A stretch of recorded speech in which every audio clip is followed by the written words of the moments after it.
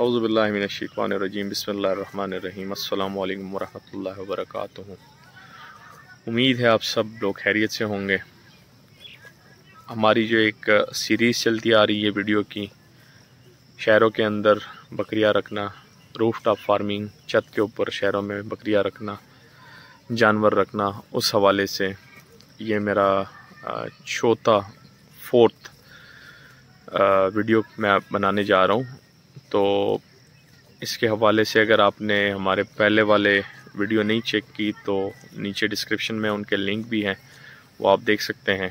जो इसका पहला पार्ट है, जो इसका दूसरा पार्ट है, जो इसका तीसरा पार्ट है, और ये अभी हम चौथा पार्ट बनाने जा रहे हैं।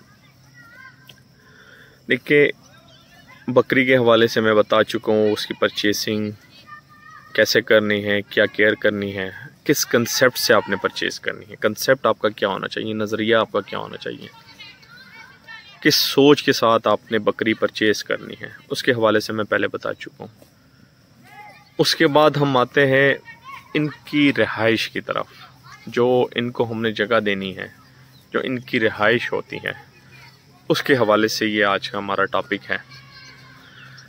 देखिए, घरों में, शहरों के अंदर हमारे पास बड़ी कंजस्टेड सी जगह होती है, तो उसमें हमने इनको मेंटेन करना होता है। उन्हीं जगहों पे जो हमारे पास कंजस्टेड सी जगह होती हैं, अब इतने बड़े बड़े घर तो बड़े शहरों में होते नहीं हैं कि 10-10 मरले के या कनाल के 5-5 कनाल के हमारे पास घर हों जिसमें हम इनको खुला माहौल दे सके। वो तो हम नहीं दे सकते, क्योंकि शहरों के अंदर तो आपको पता है 3 मरले का, 4 मरले का, 5 मरले का मेजॉरिटी ये घर होते हैं। ऊपर से रही बात, हम इनको रखते छत के ऊपर, दूसरे फ्लोर पे, तीसरे फ्लोर पे या चौथे फ्लोर पे, सबसे टॉप पे। और वहाँ भी मोस्टली हमारे पास क्या होता है कि मोस्टली जिसमें से ऐसे भाई जिनके पास शेड नहीं होता, कुछ बना नहीं होता ऊपर, छत जो है वो बिल्कुल फ्लैट होती है, उसके ऊपर कुछ होता नहीं है, तो सबसे पहले तो कि आपने जो रूफिंग करनी है, जो छत बनाना है, वो किस चीज़ का आपने बनाना है। कोशिश आप ये करें कि लंटर का छत अगर आपके पास अवेलेबल है, कोई सेकंड, थर्ड, फोर्थ फ्लोर पे आपके पास कोई रूम अवेलेबल है, माउंटी बड़ी सी है, या आपके पास कोई हॉल अवेलेबल है, तो वो सबसे बेस्ट है। सबसे बेस्ट ऑप्शन लंटर जो है सीमेंटेड, सबसे बेस्ट ऑप्शन हमारे पास वो होता है। अगर तो वो नहीं है आपके पास, छत आपका बिल्कुल खाली है, सेकंड ऑप्शन हमारे पास क्या आता है? सेकंड ऑप्शन हमारे पास आता है जी कि हम अपना टेम्परेरी इनके लिए छत बनाएं। अब टेम्परेरी छत हम कैसे बनाते हैं? अक्सर लोग क्या करते हैं कि टीन की चादर का छत बना लेते हैं या फाइबर का छत बना लेते हैं। अब देखिए, टीन की चादर का जो छत है उसमें गर्मी में शदीद गर्म रहता है, शदीद गर्म होता है वो, और जो फाइबर का होता है वो भी सेम सिचुएशन है। और सर्दियों में क्या होता है, सर्दियों में इसके उल्टा होता है, शदीद ठंडे हो जाते हैं।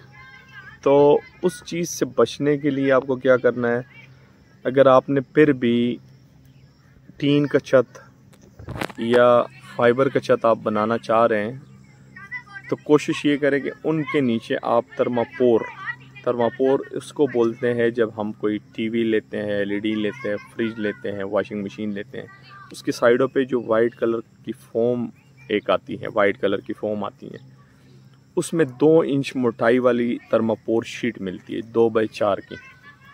आप कोशिश करें कि 2x4 थर्मापोर की शीट आप उस टीन के छत के नीचे कंप्लीट लगाएं।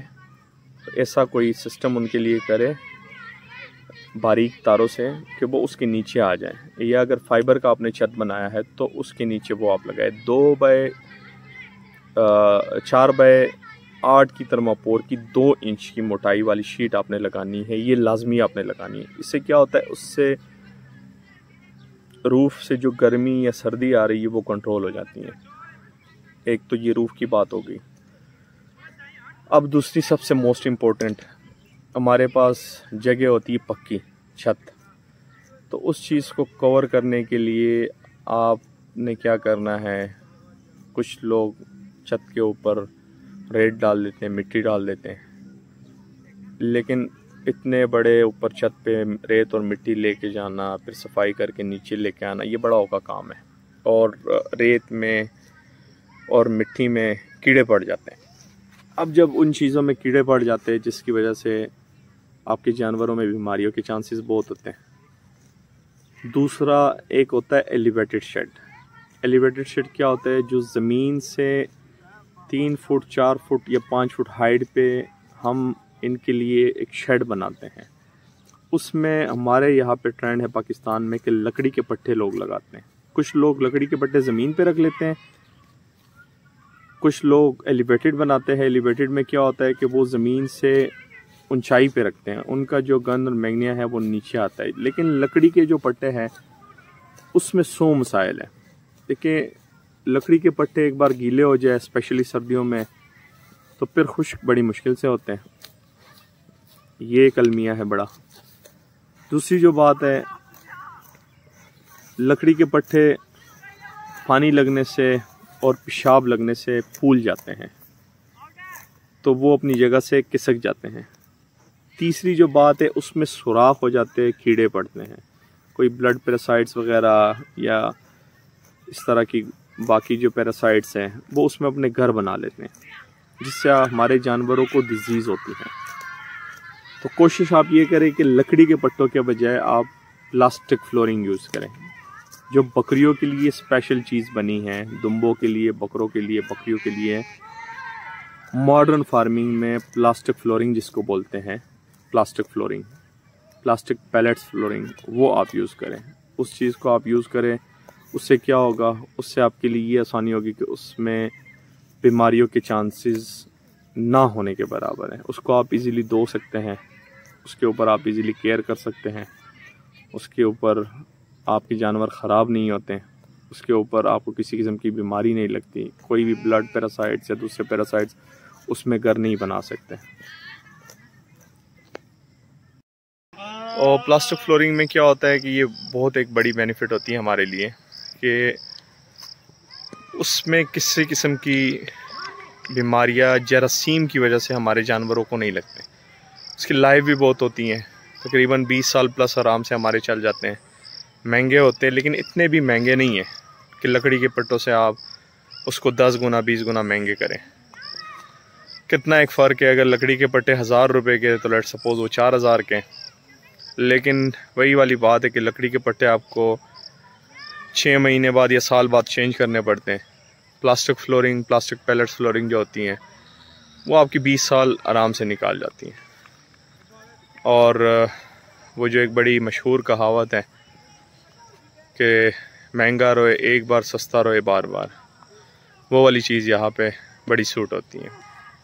तो इसकी जो रिहाइश की जगह होती हैं, कोशिश आप करें कि ऐसी इनके लिए जगह बनाएं जिसमें आपके लिए भी सहूलत हो, आपके जानवरों के लिए भी सहूलत हो, आसानी हो, बीमारियों से भी वो बचे रहें, आप उनकी केयर भी ठीक से कर सकें।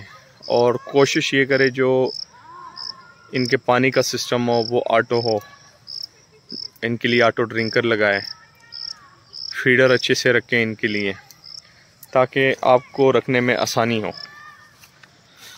इसके अलावा जो आपने इसका छत बनाना है, अगर बना नहीं हुआ और आपने बनाना है अपने तौर पे, तो कोशिश करें कि उसको मैक्सिमम हाइट दें।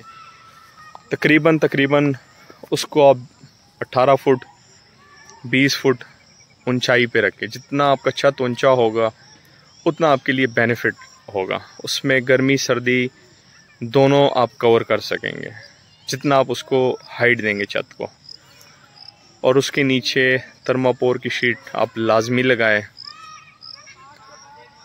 कोशिश करें जहाँ पे आप जानवर रख रहे हैं, छत के ऊपर या घर के अंदर, सफाई ज़्यादा मेंटेन हो। सफाई किस तरह मेंटेन होगी? अगर आप मॉडर्न तरीके से उनकी फार्मिंग कर रहे हैं, जदीद तरीके से, जो कि आजकल जदीद तरीका पाकिस्तान में अल्हम्दुलिल्लाह सारे प्रोडक्ट्स अवेलेबल हैं, तो जदीद तरीके से अगर आप फार्मिंग को अपना रहे हैं, उससे क्या होगा? उससे आपके आस पड़ोस वाले आपसे तंग नहीं होंगे, आपके रिश्तेदार आएंगे, आपके यार दोस्त आएंगे, उन्हें मज़ा आएगा देख के। सफाई से आप काम करेंगे आपके घर में किसी किस्म की स्मेल नहीं होगी।